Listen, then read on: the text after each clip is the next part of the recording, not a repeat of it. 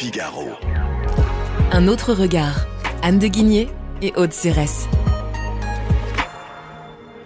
Bonjour Anne de Guigné. Bonjour Aude Cérès. Anne, dimanche soir, Emmanuel Macron a annoncé qu'il n'interdirait pas les chaudières à gaz. Et c'est précisément le sujet de votre chronique, un autre regard de cette semaine. Oui, ma chronique n'est pas spécifiquement sur les chaudières, mais c'est vraiment le thème.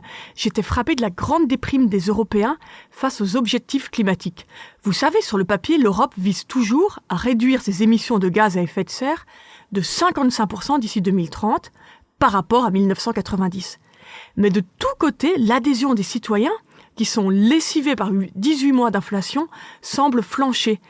Et les politiques apparaissent bien démunis face au fameux dilemme entre la fin du monde et la fin du mois, ou si je peux me permettre, les prochaines élections. Donc il n'y a pas qu'Emmanuel Macron. Non.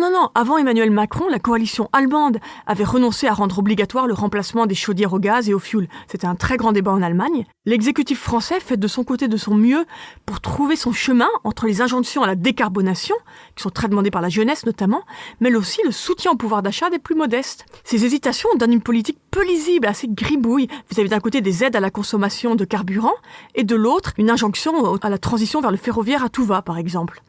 En Grande-Bretagne, le tournant étant encore plus sidérant, le Premier ministre a repoussé de plusieurs années l'entrée en vigueur de mesures anti-carbone décidées par ses prédécesseurs afin d'éviter à ses concitoyens les lourdes dépenses nécessaires au renouvellement de leur voiture ou de leur chauffage. C'est vrai que la situation est assez complexe, mais est-ce que vous avez des solutions, Anne ? Oui, ce sera assez présomptueux de penser avoir des solutions, c'est quand même le grand défi de l'époque.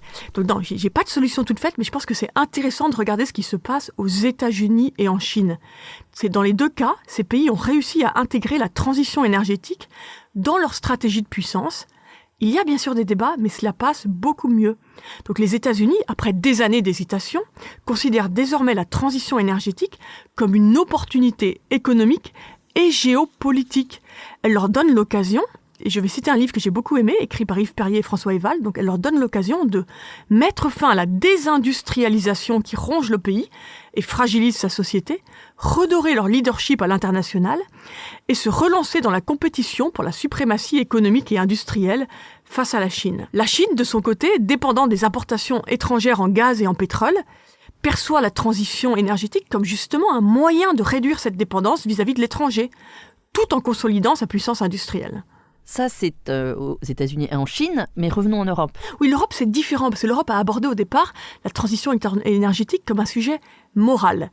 Et on voit bien que c'est beaucoup plus compliqué d'embarquer les citoyens vers cet objectif. Et puis la position de l'Europe n'est pas simple, car les compétences en matière énergétique restent largement à l'échelon des États. Lentement, le vieux continent évolue toutefois. Il a fini par comprendre que son engagement en faveur du climat ne pouvait reposer uniquement sur un principe de responsabilité universelle, mais qu'il fallait aussi défendre ses intérêts et en premier lieu son industrie. Alors, cela suffira-t-il à redonner une perspective aux citoyens ? Eh bien écoutez, les prochaines élections nous le diront. Merci Anne de Guigné. Merci beaucoup Aude. Je rappelle qu'on peut lire votre chronique dans Le Figaro et sur lefigaro.fr. À bientôt.